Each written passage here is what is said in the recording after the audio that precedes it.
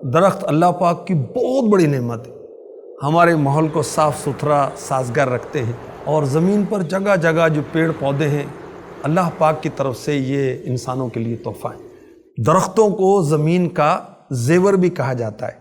قرآن پاک میں بھی باغات اور درختوں کا ذکر ہے۔ اللہ تعالیٰ نے فرمایا ہم نے آسمان سے پانی اتارا ایک اندازے پر، پھر اسے زمین میں ٹھہرایا، اور بے شک ہم اس کے لے جانے پر قادر ہیں۔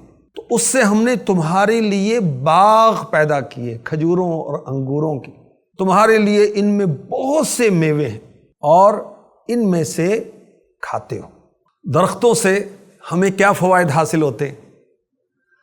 درختوں سے مسلمان اس کی شاخیں جڑیں کاٹ کر مسواک کرتے ہیں۔ میرے آقا صلی اللہ علیہ وآلہ وسلم نے فرمایا برکت والے درخت زیتون کی مسواک بہت اچھی ہے، کیونکہ یہ منہ کو خوشبودار کرتی ہے اور اس کی بدبو زائل کرتی ہے۔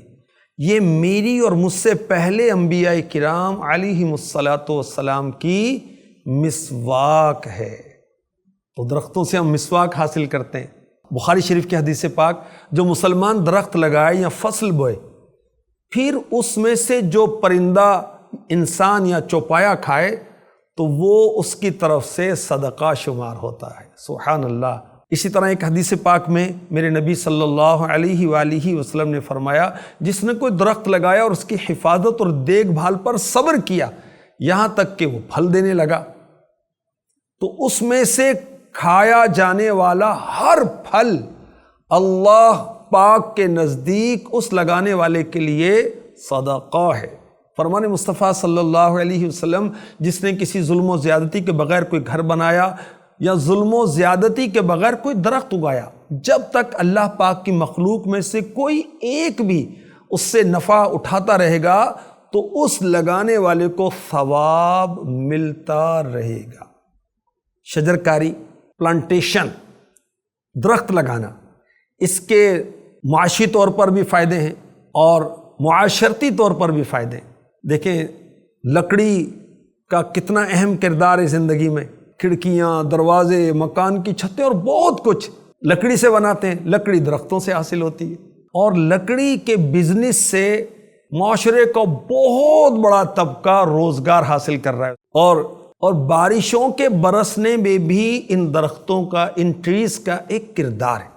درخت اپنی جڑوں میں، اپنی روٹس میں پانی کو ایبزورب کر لیتے ہیں اور ہوا میں پھر خارج کرتے ہیں۔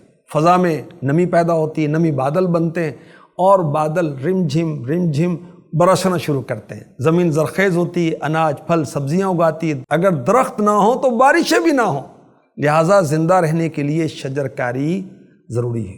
اور ایک تحقیق سامنے آئی ہے کہ درخت شور شرابے کو اپنے اندر جذب کر لیتے ہیں اور پرسکون ماحول فراہم کرتے ہیں۔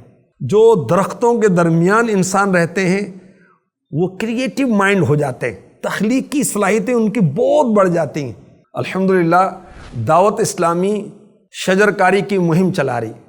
گرین پاکستان شریعت و قانون کی اجازت کے ساتھ ساتھ پودا لگائیں، درخت بنائیں، اور آپ کی بھی حفاظت ہوگی، قوم و ملت کی بھی حفاظت ہوگی اور فائدہ ہوگا، اور اللہ چاہے گا تو ہمیں ثواب ملے گا۔ امیر اہل سنت دامت برکاتہم العالیہ نے دعوت اسلامی والوں کو 1 ارب پودے لگانے کا ہدف دیا ہے۔ اللہ توفیق دے۔ صلو علی الحبیب صلی اللہ تعالی علی محمد۔